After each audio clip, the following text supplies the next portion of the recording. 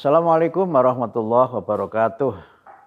Alhamdulillah haqqa hamdih wassalatu wassalamu ala rasulih wa ala alihi wa ashabih amma ba'd.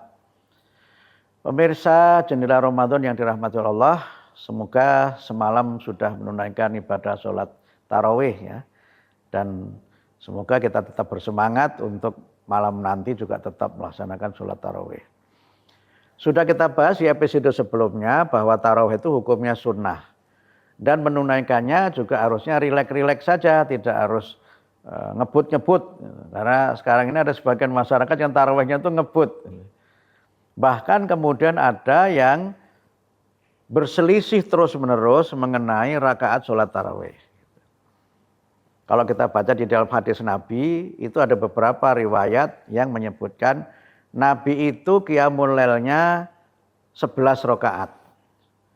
11 rakaat itu dengan cara pelaksanaan 4-4-3.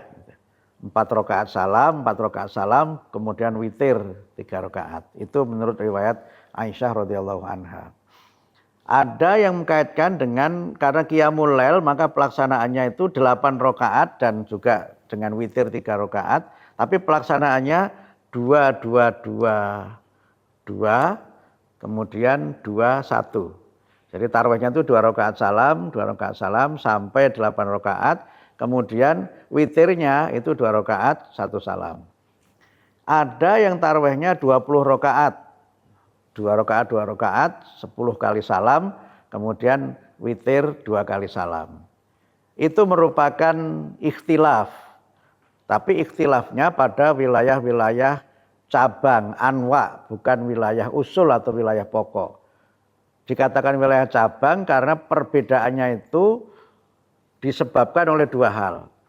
Pertama, perbedaan dalam menilai derajat suatu hadis. Dan yang kedua, perbedaan dalam memahami amalan para sahabat. Nah, ini penting saya jelaskan karena apa? Ya, sahabat-sahabat itu pada masa Nabi dan sahabat Abu Bakar itu tarawihnya menurut beberapa riwayat itu hanya 8 rakaat saja. Dan tarawihnya masing-masing gitu. Tarawihnya masing-masing, tapi di masjid. Nah, sehingga suatu saat ketika Umar bin Khattab itu menjadi khalifah, beliau ini kan seorang pemimpin yang banyak turba ya, banyak turun langsung ke lapangan gitu. Beliau menemukan banyak sahabat yang tarawih sendiri-sendiri. Padahal mereka berada di masjid yang sama sehingga suasananya menjadi tidak khusyuk, tidak tertib dan sebagainya. Karena itu Umar kemudian berijtihad untuk tarawihnya itu berjamaah, jangan sendiri-sendiri gitu. Nah, kemudian Umar memberikan satu arahan perintah sebagai Amirul Mukminin untuk tarawihnya 20. Nah, dari situlah menurut beberapa riwayat tarawih 20 itu selain ada hadis lain yang menjelaskan itu juga mengikuti Umar bin Khattab. Karena Umar bin Khattab ini sahabat Nabi, maka sebagian umat Islam ini berpendapat ya kita kan harus mengikuti Nabi dan juga mengikuti sahabat-sahabat Nabi gitu. Akhirnya kemudian sekarang terjadi perbedaan mengenai rakaat sholat tarawih. Kalau kita baca dalam fikih Bidayatul Mujtahid itu ada lagi yang tarawihnya itu lebih banyak dari itu. Tidak hanya 11 beserta witir atau 23 beserta witir, ada yang tarawihnya lebih dari 30 rakaat gitu.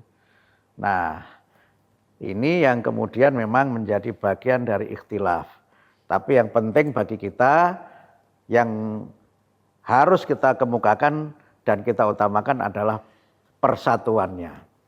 Yang penting semua yang mengamalkan itu memiliki dalil, memiliki alasan mengapa mengamalkan tarawih dengan 4-4-3 atau 4-4-4-4-2-1 atau 2 rakaat salam kali 10, 23 bersama witir, itu semuanya adalah keyakinan masing-masing. Yang penting kita jadikan tarawih ini sebagai momen persatuan, momen kerukunan dan momen mendidik anak-anak kita ini, putra-putri kita ini untuk lebih dekat dengan masjid, lebih dekat dengan komunitas yang tarawih menjadi bagian dari sarana pendidikannya.